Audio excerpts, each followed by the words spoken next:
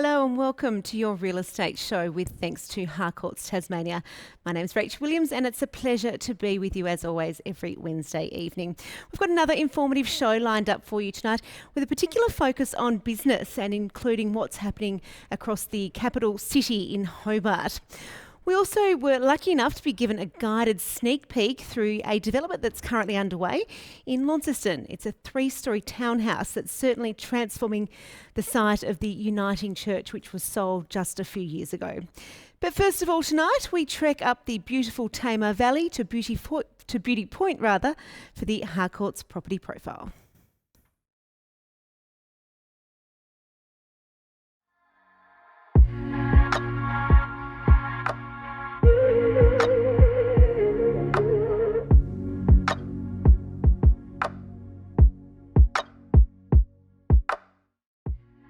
Here in beautiful Beauty Point today. Very excited to be looking through this house with Kate Worley. Hi, how are you? This looks like a fantastic property you've got here in Oxford Street. It is. It's a very rare modern home in Beauty Point since it's such an older area, and to find space up here on the top of the hill is so unusual. Yeah. We've got a 4-bedroom home, 2-bathroom, double garage, workshop, and of course it's all insulated right through with solar panels, double glazing and solar hot water. Fantastic. It's only 5 years old and that's, as you say, pretty rare. So I'm really looking forward to having a look. I can see a glimpse of the beautiful view. I'm going to take a sneak peek and see you on the other side. Let's go.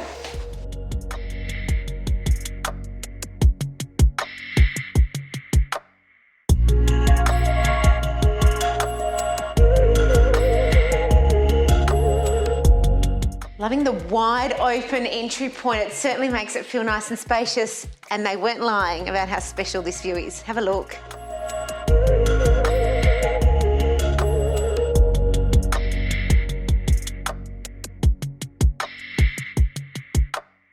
Now we all appreciate a well thought out and appointed kitchen, amazing walk-in butler's pantry, awesome servery windows to what is probably one of the nicest outdoor kitchens I've seen.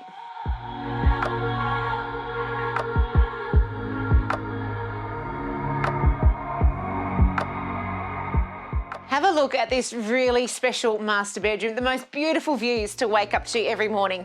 A walk-through wardrobe that definitely has enough room for both his and hers clothing, and an ensuite where I can absolutely imagine spending the majority of my time.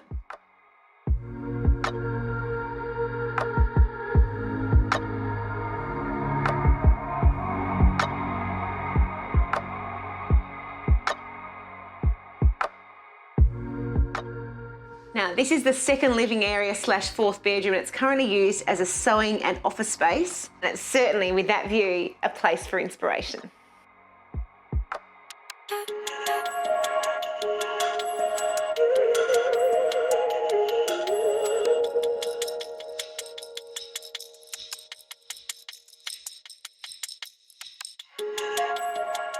Well, it is certainly a special part of the world here. I'm tipping this house is going to set a benchmark for Beauty Point. It could well do. It offers over $750.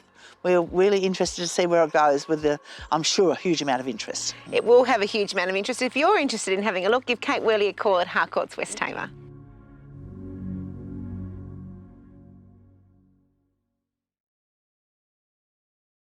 Well, COVID certainly changed the way many of us do business, with many of us choosing to remain at home instead of returning to the office. To talk more about what's happening in Hobart's CBD and the retail office space, we're going to be joined now by Warwick Holt from NAI Harcourts with thanks to homely.com.au.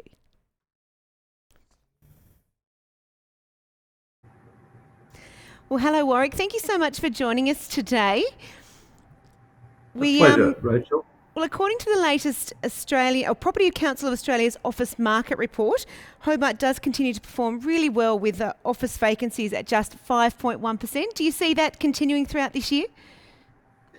So since that survey was taken late last year, we've seen a number of transactions occur in the Hobart CBD.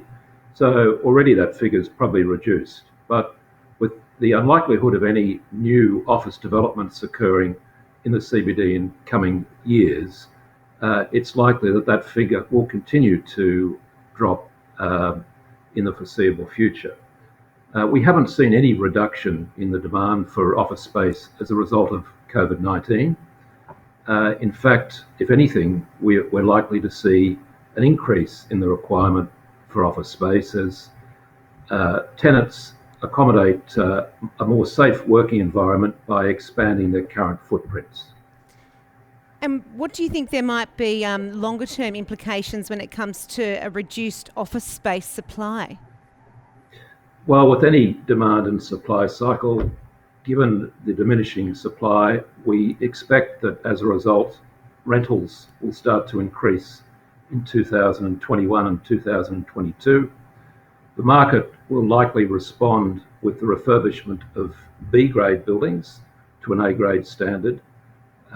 And we'll also, I think, see the potential development of non-CBD locations for the provision of office space. And what about just quickly across the retail and the industrial sectors there in Hobart? Yes, industrial is doing very well at the moment. We've got a lot of demand for retail from purchasers of particularly small warehouses in the northern precinct of Hobart, but more so in the Cambridge area near the airport. The demand is such that commitments are being made for warehouse developments that haven't yet been built and in fact won't be completed until early next year. On the retail front, we're seeing a transformation of the situation, particularly in the CBD. Vacancies have been taken up by completely different uses, and we're starting to see a lot more food outlets replacing the vacancies that have come about. Well, we do all So the love news to is eat. generally very positive. That does sound like a really, really positive outlook for the Hobart capital, that's for sure. Thank you so much for your time today, Warwick. Thank you, Rachel.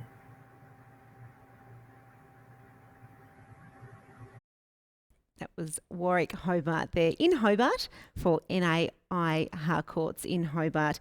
And coming up, we're going to be speaking to Nick Oliver from NAI Harcourts Launceston about how to buy and sell a business.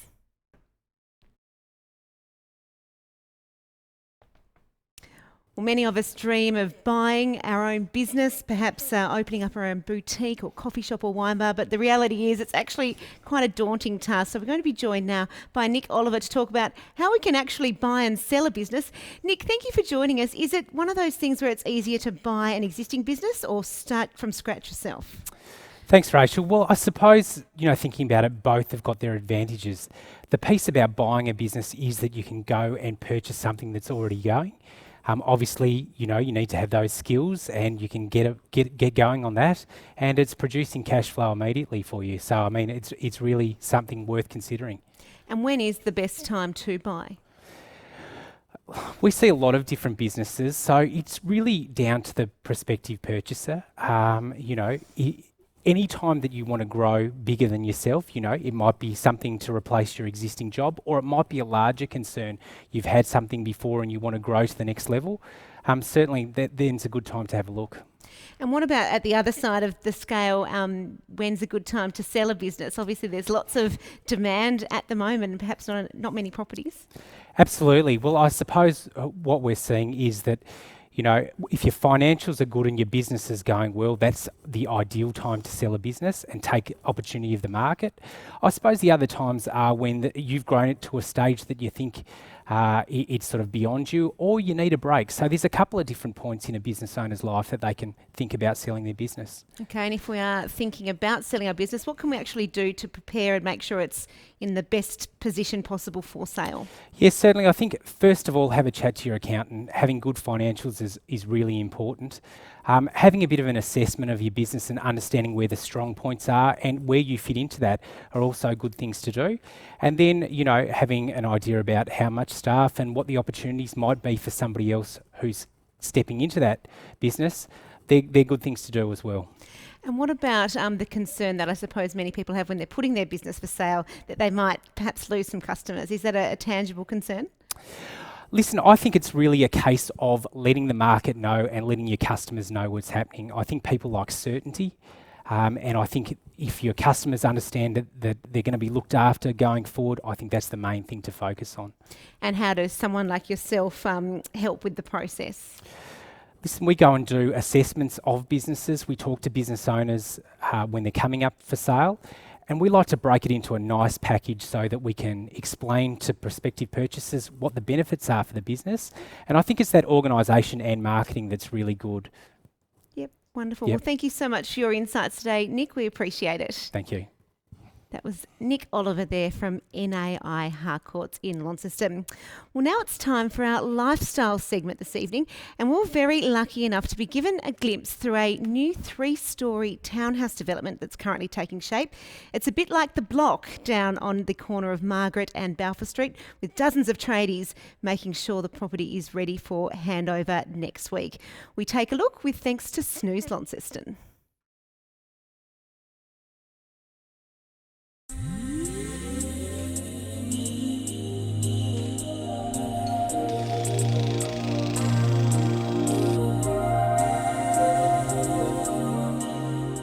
I'm here with Carl Zanetto from Zanetto Building in one of Launceston's most interesting projects that we're going to look through today. Carl, tell us about this amazing 3-storey, 2-townhouse development you're doing. Yeah, 3 stories, 3-bedroom, 2-bathroom for 2 clients, both from the mainland. This is our biggest project to date, and as you can see behind us, it's coming up a treat. I love that it's so in keeping with the 2 historic church properties beside it. Yes, definitely. So the main feature of the building's basically the curved windows and the brickwork. As you can see by both churches next door, we've kept in style with how they're built and what they look like, so it all ties in together nicely. And a lovely blend of different textures with the brick, the steel, lots of colour bond. Give us an idea of how that all works. Yeah, so the main structure's all steel, as you can see, and then the brickwork is to tie into the churches and keep that classic historical kind of look. Softens it up a bit, but still keeps it modern and architectural. And the roof line at the back, that's pretty interesting. Yeah, so the raking roof at the back is just a raftered roof, and when you come up the stairwell to the 3rd story, the raking ceiling inside matches it. Yeah, it adds a nice little feature to the back of the building. And the actual inside of it, give us an idea of what that's like. So the inside's obviously 3 stories. Ceiling heights range from 2.4 to 2.5 metres. Curved windows inside, which are a great feature. All air conditioned, stone bench tops, nice joinery. Yeah, just neat, simple, clean. And the amazing outdoor area as well. There's a back courtyard and some really nice landscaping features as well. Yeah, it is. So we're just putting the finishing touches on now. We've got all the landscaping team in, so they're doing the paving, the outdoor gardens, the planting. We've got a few mature trees going in and then just the native plants. Just something to spice it up and give it that soft touch. And we're re-asphalting all the street and everything to make it all look beautiful for handover. Yeah, pretty special project, that's for sure. Very much so. Wonderful. Let's go and take a look inside. Thank you.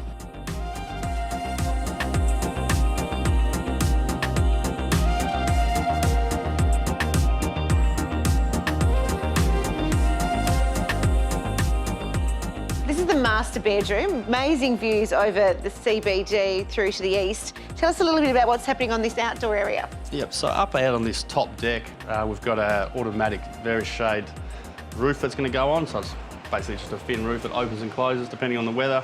Just about to lift up and install this custom matte black handrail.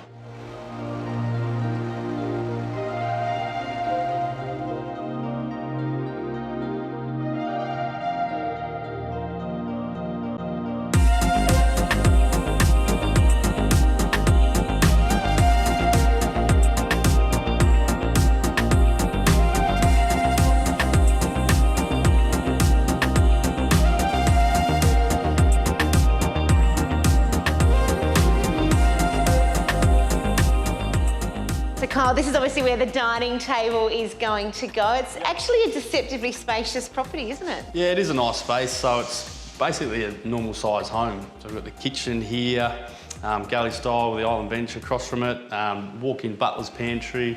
We've also got the main living area over there as well. And this polished floor is pretty great. It actually comes right from the garage through to this main entranceway. Tell us about that. It's a standard mix of concrete, and then the client has picked out a riverstone, which gets top seeded through the mix and then polished out to get the nice red and brown colour you can see.